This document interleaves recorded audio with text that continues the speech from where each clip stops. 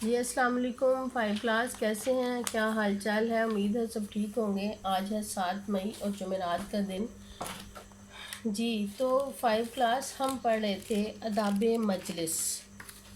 آداب مجلس پڑھا ہم نے، اس میں ہم نے مجلس کے آداب پڑھے کہ مجلس میں بیٹھنے کے کیا آداب ہیں، اور ہمارے سبق میں بھی اس کے بارے میں کیا کیا کچھ بتایا گیا کہ مجلس جو ہے ایک نظام حیات ہے، اسلام کا نظام حیات ہے، اور اسی کی وجہ سے ہماری زندگی جو ہے روشن ہے، اور ہمیں اپنے آپ کو مجلس کے آداب کے مطابق ہی ڈھالنا چاہیے تاکہ مجلس کے آداب میں کسی قسم کی غلطی کی گنجائش نہ رہے۔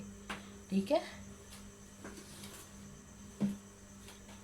تو ہم نے اس میں سبق کی پڑھائی کی۔ سبق کی پڑھائی کے بعد ہم نے اس کی تشریح دیکھی کہ اسلام ایک مکمل نظام حیات ہے، اور اسی کی وجہ سے کائنات میں روشنی ہے، اور اس ہی کی وجہ سے ہم عبادت کے طریقوں کو سمجھتے ہیں، اور مجلس جو ہے ہمیں تہذیب و تمدن کے رکھ رکھاؤ سکھاتی ہے، اور اسی کے ساتھ ہم اپنی زندگی کو خوشگوار اور خوشحال بناتے ہیں۔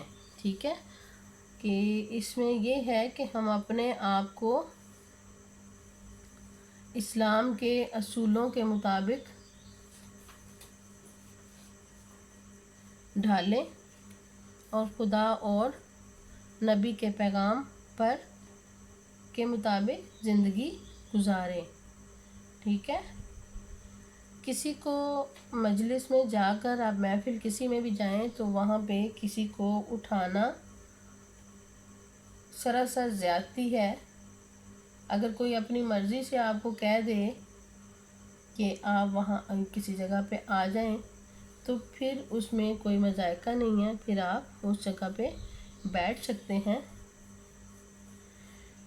اصل میں مجلس جو ہے اسلام میں اس کے معنی بھلا کیا ہے کہ آپ کسی کا تکلیف کا باعث نہ بنے، جو جہاں پہ بیٹھا ہوا ہے اس کو وہیں پہ بیٹھا رہنے دیں، جہاں جس کی جگہ ہے وہیں بیٹھا رہے، کسی کو پلانگ کر ادھر ادھر نہ ہوں، اور نہ ہی کسی کا دل دکھائیں، اور نہ ہی اپنے آپ کی بڑائی جتائیں۔ ایمان پر قائم رہیں، اور ایمان کے پر قائم رہتے ہوئے قرآن کے اصولوں کو جانتے رہیں۔ ٹھیک ہے، اب ہم نے اس کے بعد ہم نے کیے سوالوں کے جوابات۔ نظم میں دی گئی اخلاقی باتیں یہی تھی کہ آپ جب بھی کبھی کسی مجلس میں جائیں تو کسی کی تکلیف کا باعث نہ بنے، بلکہ جہاں آپ کو جگہ ملے وہیں پر بیٹھ جائیں۔ محفل میں بیٹھنے کے آداب تھے کہ محفل میں آپ نے کس طرح بیٹھنا ہے، اور آپ نے کیا کیا اس میں کرنا ہے۔ مجلس میں لوگوں کے سامنے آپ نے تیوری نہیں چڑھانی، ان کو تکبر اور گھمنڈ کی نظر سے نہیں دیکھنا، اس میں جن لوگوں سے آپ کی ملاقات ہوتی ہے ان کے ساتھ آپ نے خوشی کا اظہار کرنا ہے، اور اس میں اپنے آپ کو بڑا بن کے بالکل نہیں دکھانا، عاجزی انکساری رکھنی ہے، تواضع انکسار میں رہنا ہے۔ مجلس میں اگر آپ کو چھینک آ جاتی ہے تو اپنے منہ پر ہاتھ رکھیں، کپڑا رکھیں، اور اپنی آواز کو نیچا رکھیں، چھینکوں کو بلند نہ کریں۔ جب آپ کو چھینک آئے تو اس کے ساتھ آپ الحمدللہ ضرور کہیں، اور اس کے بعد مجلس میں بیٹھے ہوئے لوگوں کو چاہیے کہ وہ یرحمک اللہ ضرور کہیں۔ ٹھیک ہے، اگر کوئی بندہ کسی مجلس سے اٹھ کر جاتا ہے تو اس کی کوئی خالی جگہ ہو جاتی ہے تو اس کا بھی طریقہ یہ ہے کہ آپ اس کی جگہ کو کور نہ کریں، اس کا انتظار کریں کہ وہ ہو سکتا ہے آ جائے۔ اگر وہ آ کے آپ کو اجازت دے دے پھر بیٹھنے میں کوئی مذائقہ نہیں۔ دو لوگ اگر مجلس میں بیٹھے ہوئے بات کریں تو آپ ان کے درمیان میں بھی نہیں بیٹھیں گے، ان کو کسی قسم کا تکلیف کا سامنا نہ کرنا پڑے۔ ٹھیک ہے، اب تیسرا سوال ہمارے پاس یہاں پہ صفحہ نمبر 32 ہے ہمارا، ٹھیک ہے۔ صفحہ نمبر 31 میں ہم نے اس کی پڑھائی کی، اس کے بعد ہم نے صفحہ نمبر 32 پر اس کے سوالات کیے۔ پہلے ہم نے اس کی اخلاق کی باتیں پڑھی، پھر مجلس کے آداب پڑھے، پھر اب آتی ہے تیسرے سوال کی باری، نظم کا مرکزی خیال تحریر کریں۔ تو مرکزی خیال کیا ہے؟ مرکزی خیال آپ کو پتہ ہے کہ اس کا نتیجہ ہوتا ہے کہ جو سبق آپ پڑھ رہے ہیں کہ اس میں مین مقصد کیا ہے، آپ نے اخلاقی سبق اس سے کیا سیکھا۔ تو اس کا مرکزی خیال کیا ہے؟ اسلام ایک مکمل ضابطہ حیات ہے، اس میں قرآن و حدیث کے مطابق زندگی گزارنی چاہیے، اخلاقیات کو اپنا شعار بنانا چاہیے، کسی کو تکلیف دے کر، کسی کا دل دکھا کر اپنی بڑائی کو کبھی ظاہر نہ کریں، ٹھیک ہے۔ یہ اس کا مرکزی خیال تھا۔ اب اشعار کی تشریح آتی ہے۔ پہلے ہم نے اشعار پڑھے اور اس کی ہم نے نثر کی۔ نثر ہوتی ہے شعر کو مختصر طور پر سمپل الفاظ میں بتانا کہ اس کا مقصد کیا ہے۔ جس طرح یہاں پہ ہمارے پاس شعر ہے، نہ دل کسی کا دکھایا کرو، نہ دل تم کسی کا دکھاؤ کبھی، بڑائی نہ اپنی جتاؤ کبھی۔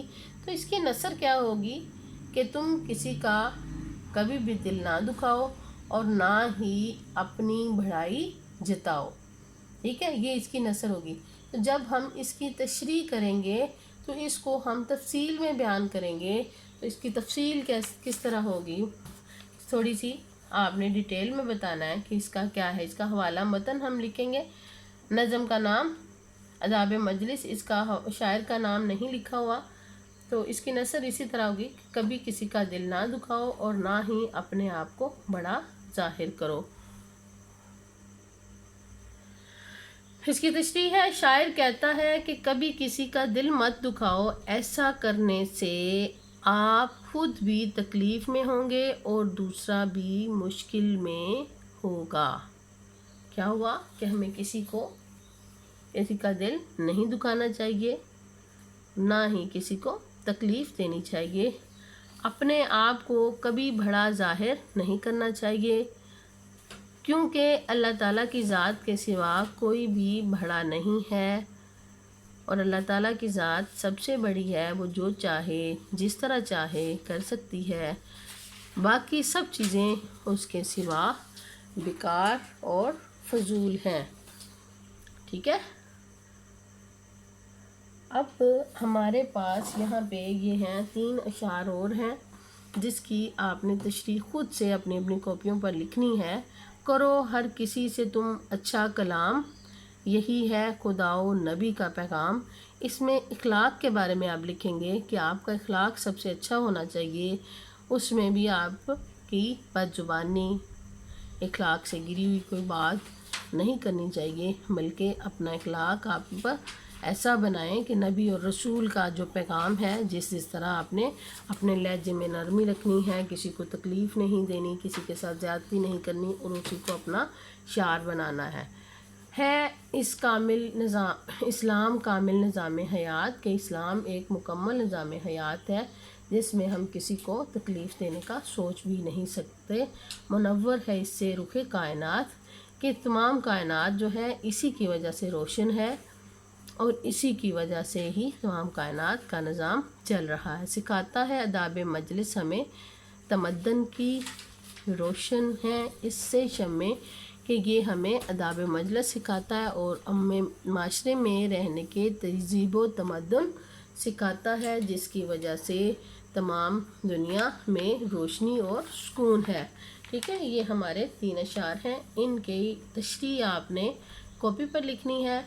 سب سے پہلے آپ مرکزی خیال لکھیں گے، اس کے بعد جو شعر میں نے لکھوایا ہے وہ لکھیں گے، اس کے بعد کتاب کے اوپر جو 3 اشعار ہیں ان کی آپ تشریح لکھیں گے، ٹھیک ہے۔ اپنا بہت خیال رکھیے گا اور کام کو اچھا اور صاف ستھرا کر کے سینڈ کر دیا کریں۔